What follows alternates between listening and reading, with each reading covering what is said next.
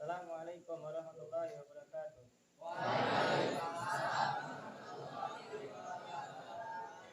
Alhamdulillah wassalatu wassalamu ala Rasulillah wa ala alihi wa mawala wa man tabi'ahu bi ihsani ila yaumil qiyamah. Amma ba'du. Segala puji bagi Allah Ta'ala yang tidak ada sembahan yang hak kecuali Dia, meskipun orang-orang kafir mengingkarinya, yang tidak ada sekutu baginya, meskipun orang-orang musyrik membencinya. Salawat bertangga salam semoga selalu tercurahkan kepada Rasul yang paling mulia yang tidak ada nabi setelahnya, Muhammad sallallahu alaihi wasallam. Pada keluarganya, sahabatnya, dan orang-orang yang senantiasa mengikuti sunnah-sunnah beliau dengan baik dan benar hingga hari kiamat tiba. Hadirnya saya di sini akan sedikit menyampaikan sebuah tausiah yang bertemakan tabir antara saum laki-laki dengan saum perempuan.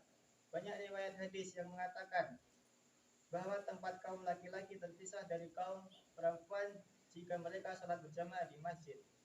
Ummu Salamah radhiyallahu anha berkata, kaum perempuan pada zaman Rasulullah dahulu apabila selesai dari salat fardu berjamaah, mereka segala bangkit, sedangkan Rasulullah sallallahu alaihi wasallam tetap di tempat bersama kaum laki-laki yang salat bersama beliau. Lalu jika Rasulullah sallallahu alaihi wasallam bangkit, laki-laki pun bangkit meninggalkan tempatnya. Hadis riwayat Bukhari. Rasulullah sallallahu alaihi wasallam juga bersabda,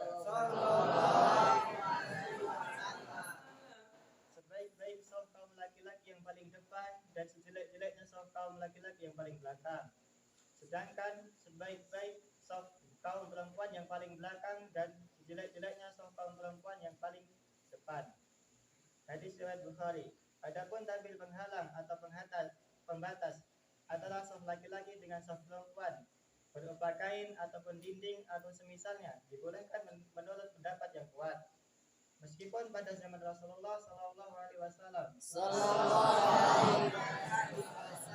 masalah ini tidak pernah dikenal dalam salat, bahkan sebagian ulama mewajibkannya.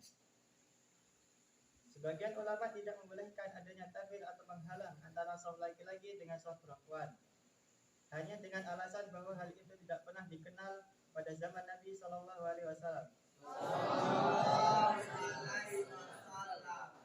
Akan tetapi pendapat ini terbantah dengan beberapa alasan, di antaranya.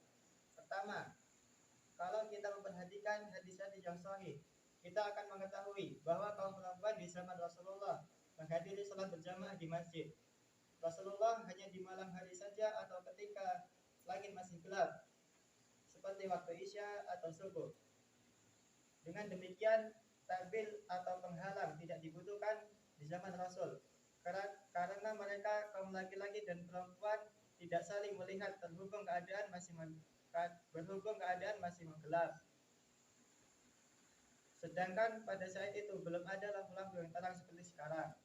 Kedua, kondisi mereka kaum perempuan di zaman Rasulullah sallallahu alaihi wasallam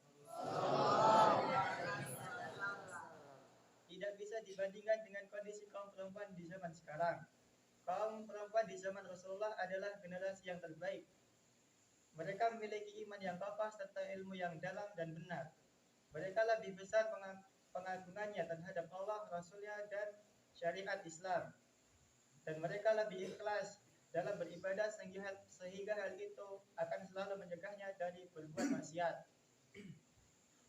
Kaum perempuan zaman sekarang berbeda dengan mereka, sebagaimana kondisinya yang berbeda.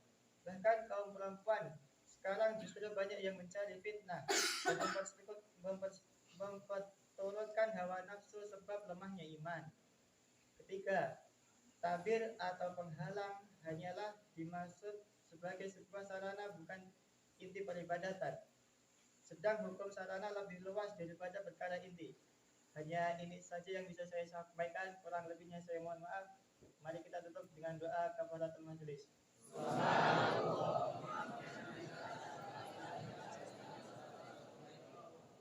Assalamualaikum warahmatullahi wabarakatuh.